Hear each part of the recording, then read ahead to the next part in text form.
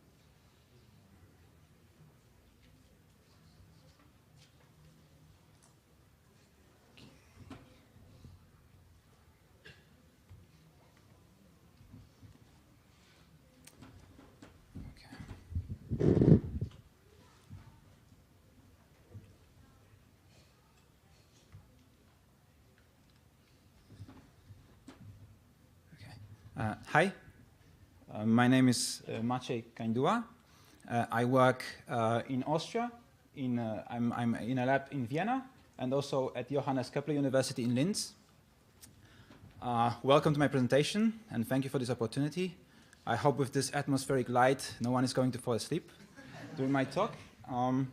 Yes, and I will be talking about metrics for clinically relevant characterization of patient stratification. Sounds a bit scary, but I will explain what I mean by this. So first, I will actually say what I mean here. I will go into how this is done now and how data integration can actually help us with stratifying patients. I will present a metric that helps us compare results from survival analysis, basically. And then I will also talk about a data integration method that I developed. And we will end up with some summary.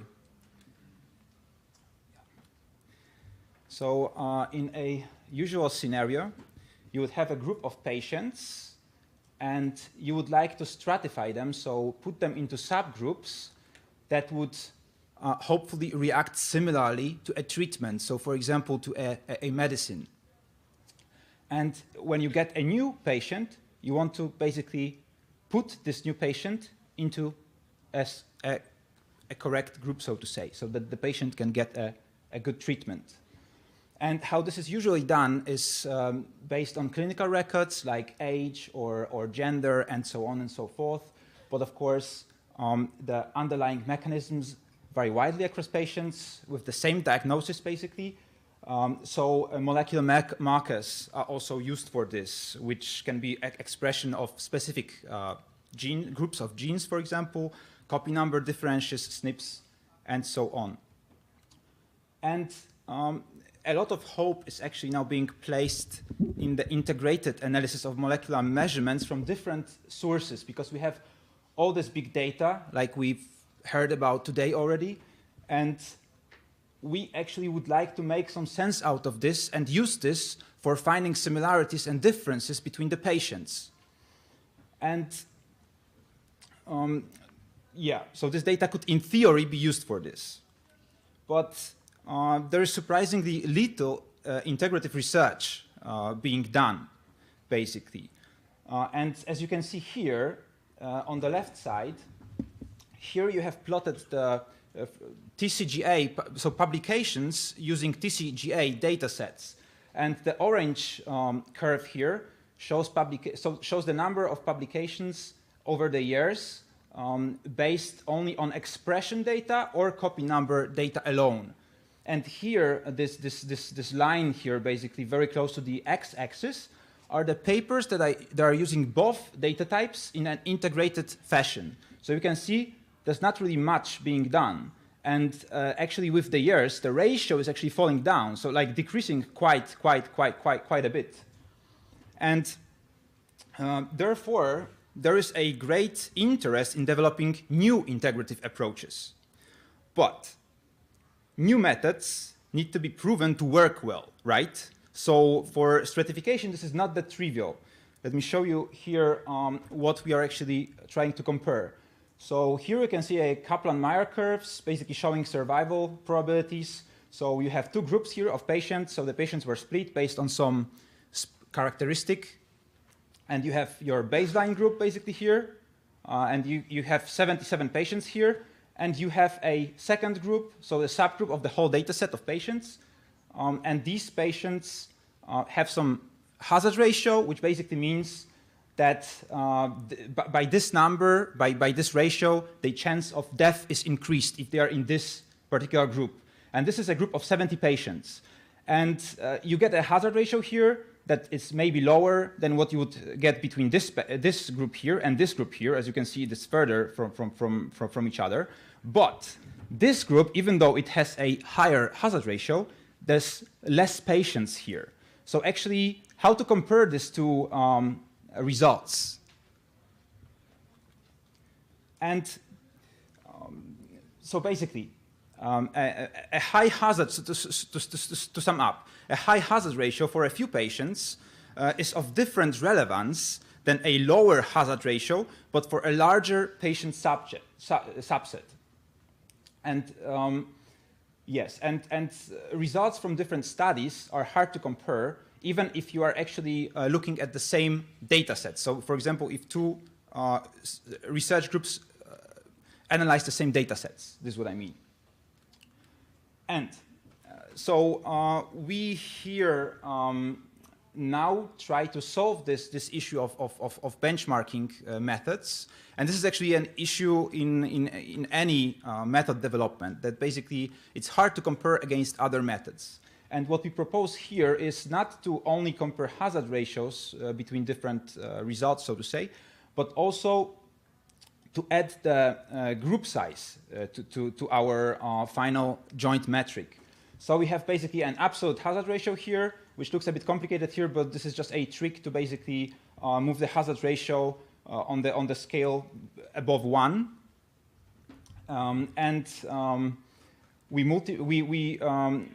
We subtract 1 because to basically take care of hazard ratios of 1, because if a hazard ratio of 1 multiplied by a really large group would basically yield a high joint score, right? But it would be meaningless because the hazard ratio of 1 means that there's no difference between the two groups. And we basically just scale this to 1,000 patients, so just to make it easily comparable between different publications, basically. Yes. So, as I have argued earlier actually, yeah, new methods for data integration as a means to patient stratification are sought for.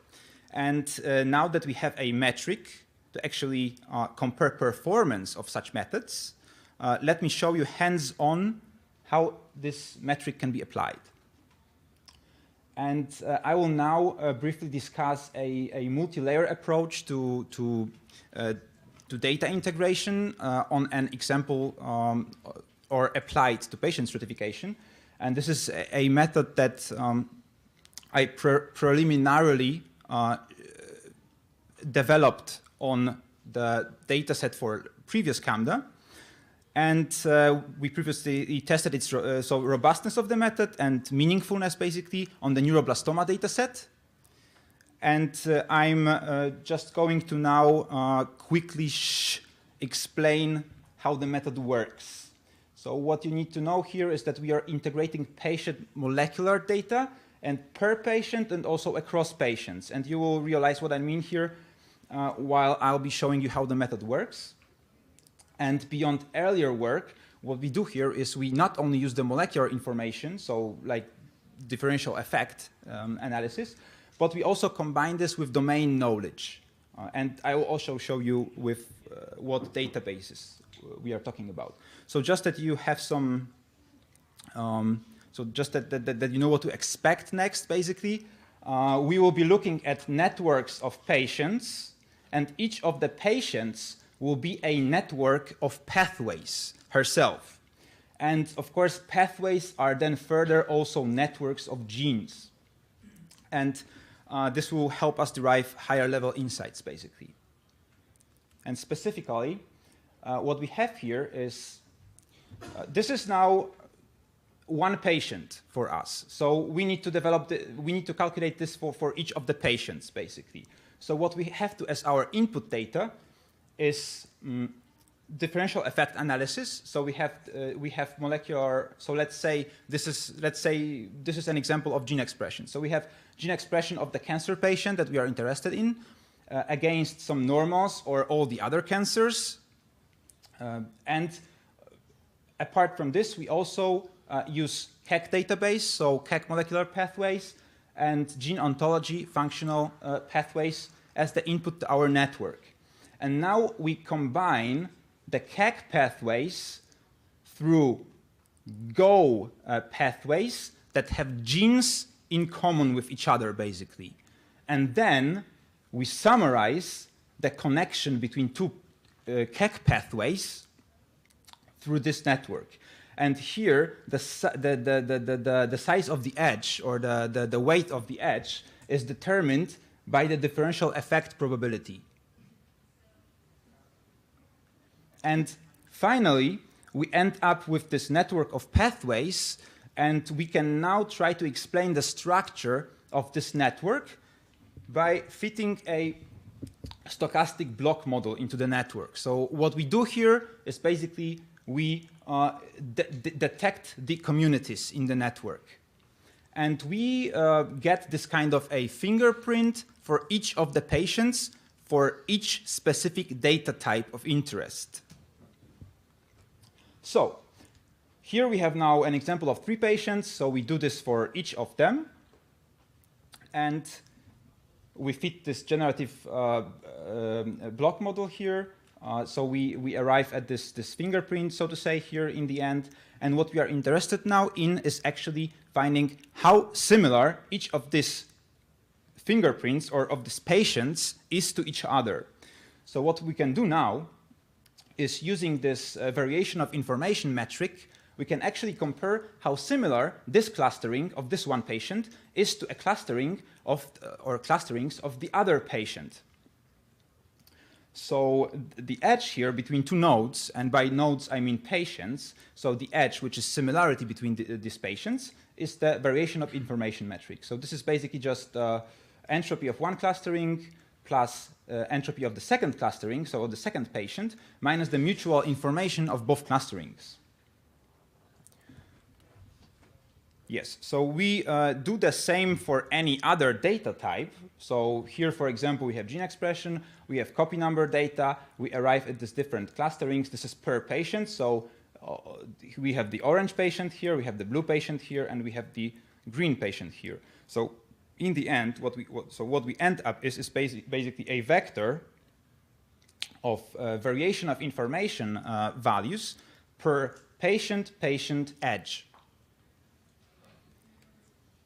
And in the end, as the properties of variation of information allow, we can actually integrate each of these edges by basically averaging. Okay, I hope so far this is semi-clear. And now that you actually can see what we are doing here, each of these nodes here, so these are our 3 patients, and they are in this large network of all the other patients. So they are all connected to each other. And just for clarity's sake, visual clarity, I'm not showing all the connections between each and every node. But basically, we have this similarity edge between each and every patient. So we have our gene expression network here. And we can now derive such a network for any data type for which we have matched samples. We can integrate this network. So we construct an integrated network. And in the end, so this is now new here, we can actually stratify the patients looking at how similar they are to each other.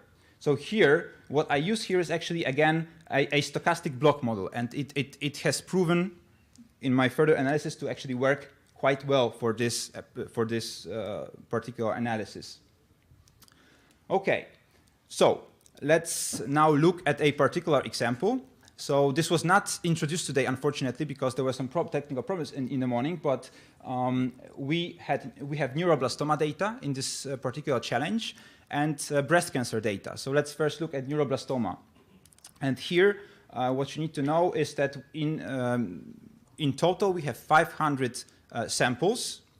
And for these samples, for these patients, we have 500 RNA-seq measurements, or 500 RNA-seq samples.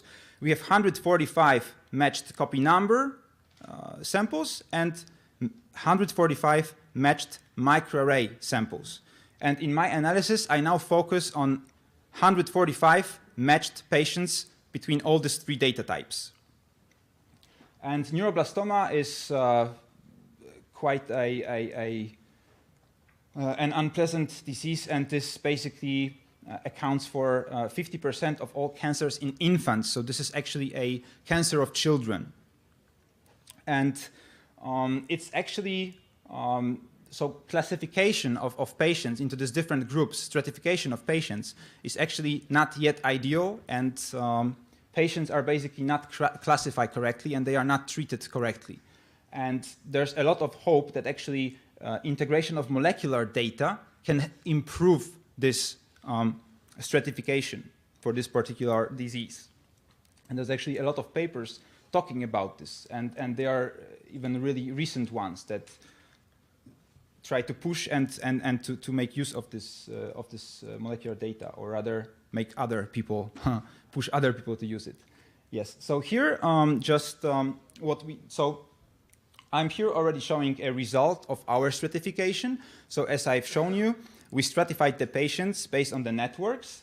And here what I show is that we compare our results. So we called our method VILAN. And these are results that we obtain for different data types, also the integrated networks, and for different number of subgroups that we search for.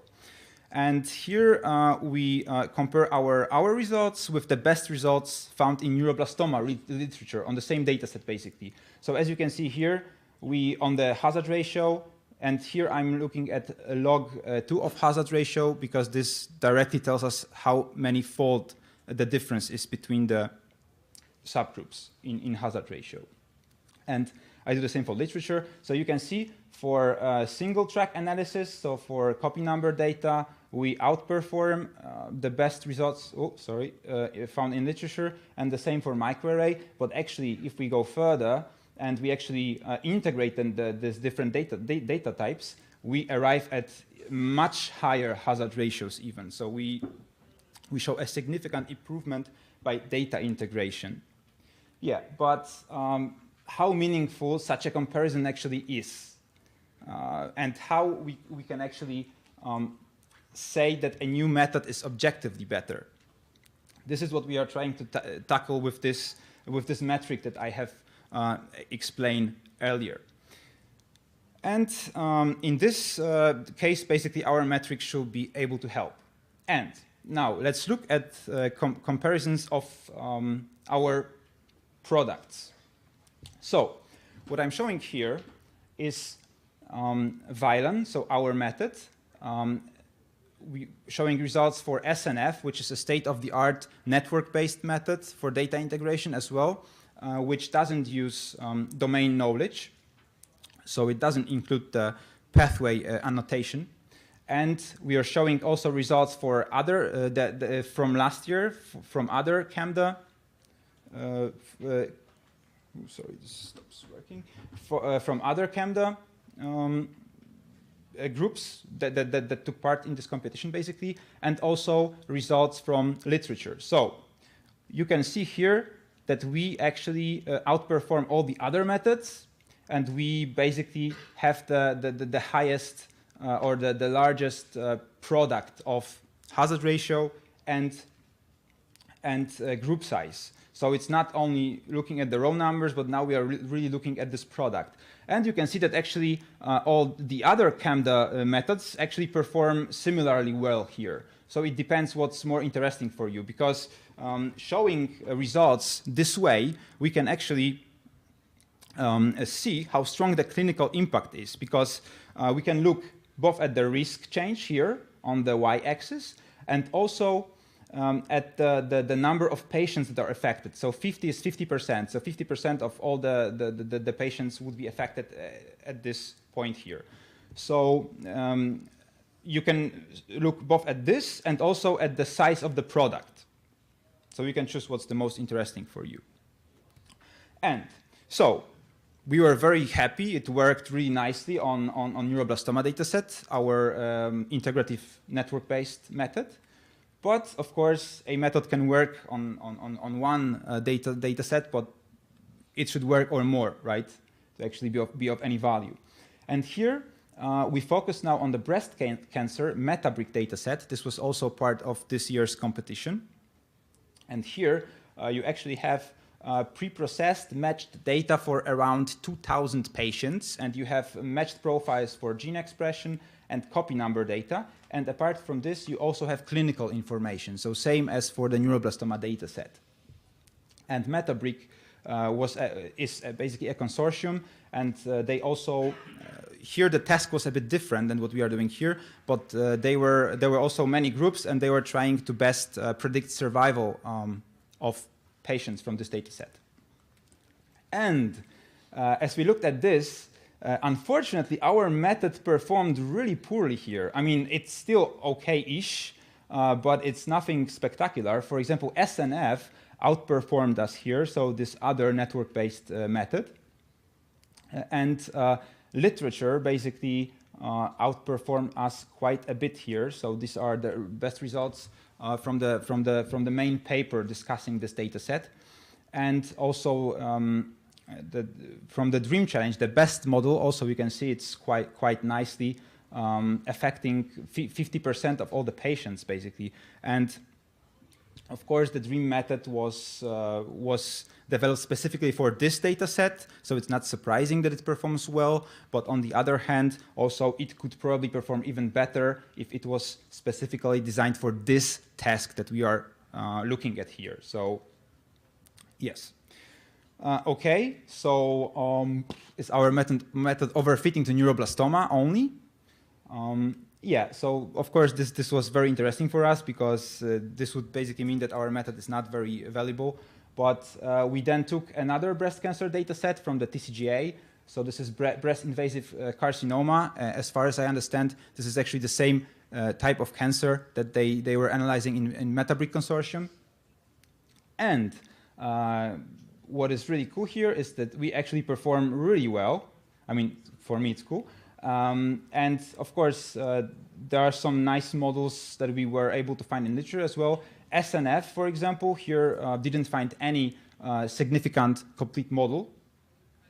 And we end up here with a really large product of hazard ratio and group size, because this might be higher, so the hazard ratio is higher, but it's only for around 8% of all the patients from this particular data set. And what is also interesting here is that actually RNA-seq networks on their own, so all these are actually RNA-seq networks, and they perform so well. And the integrative network doesn't really perform that well, but still we find some significant models that are actually pretty nice as well, because this is a hazard ratios of above 100% for around 17% of all the patients. And then, yet again, we thought, okay, let's look at yet another data set. And now we focus here on the clear cell renal cell carcinoma, so kidney cancer from the TCGA database. And here you can see that actually, again, SNF didn't really find any significant models here, any significant splits. The seminal paper on kidney cancer, on this particular type of kidney cancer, found some nice models as well.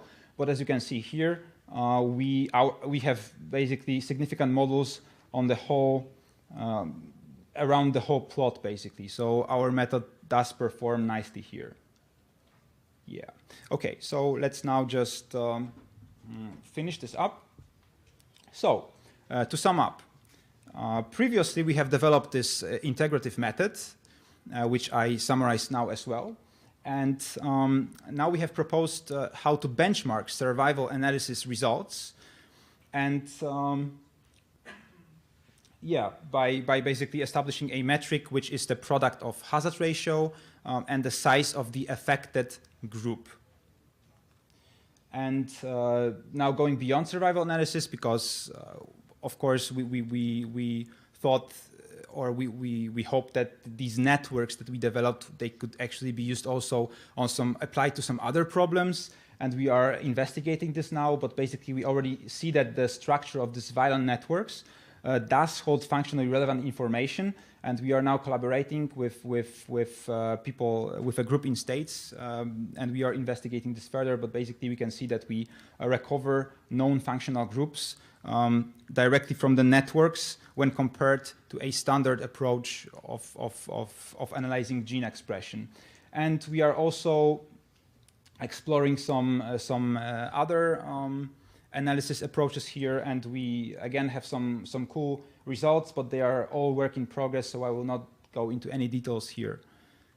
Yeah, thank you very much, and I'm welcome to take any questions.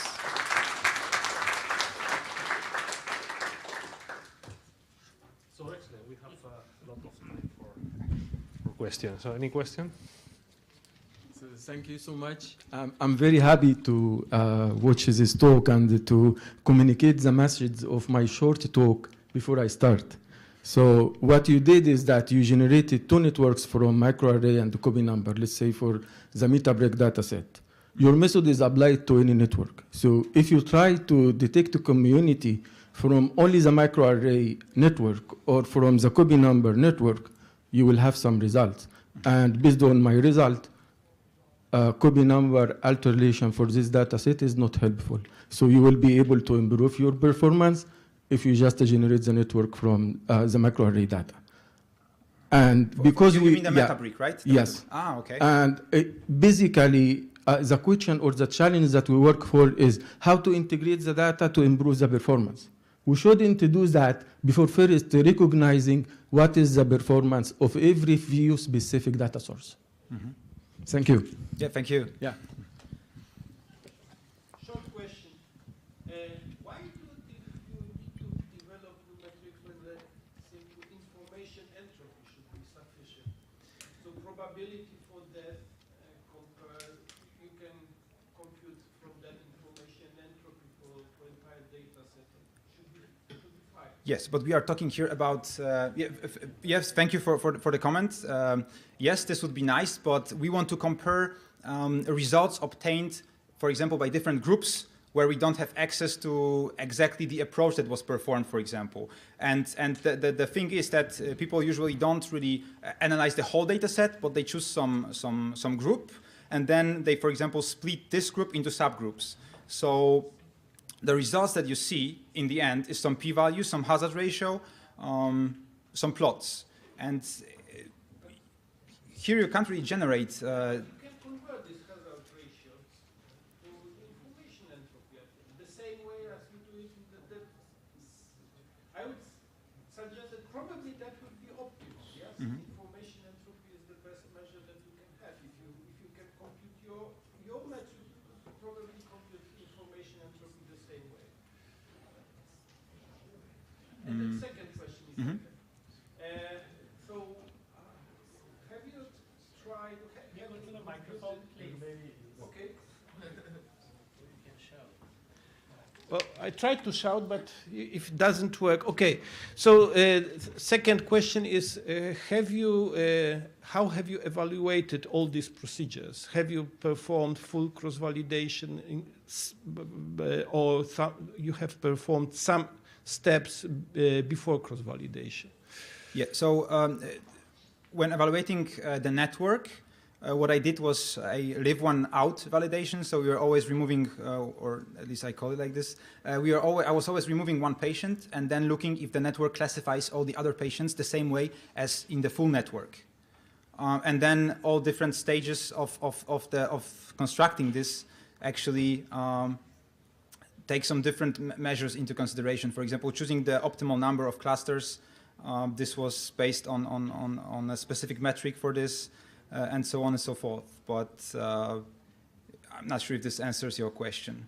But basically what we are looking in the end at is how well our split is. So we can actually really look into the clinical information and see if this makes sense or not. So going back to the first question, I think that this question put an interesting topic over the table.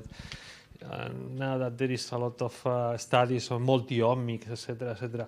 So you may have different type of omics data, but in many cases, most of them, they are correlated, especially they are correlated with transcriptomic. So you may have a copy number, you may have methylation, but at the end, you are reading, you have your gene expression data. So the gene expression is recapitulating the copy number and the possible expression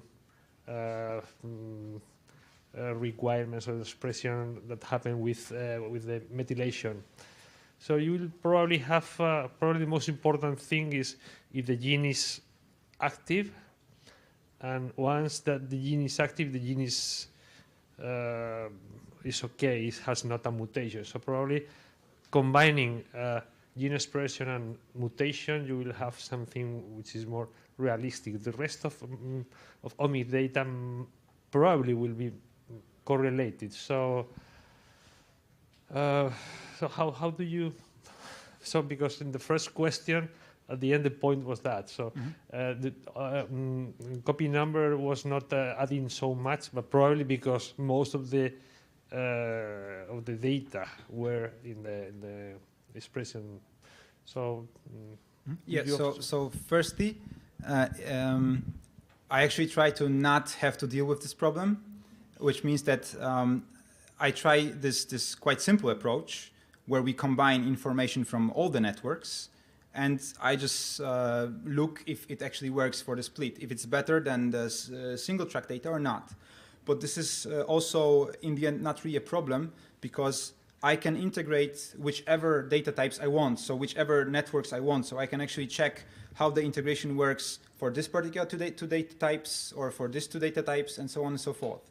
And then in the end, we can just evaluate, actually looking at the metric, if this is better or if this is better. But yes, a good or a more detailed approach would be to actually deal with each of the data types in a different way, right? Okay, if there are no more questions, I think we can close this first part of the afternoon session. And there is coffee, or there must be coffee outside. Okay, so thank you very much to all the speakers.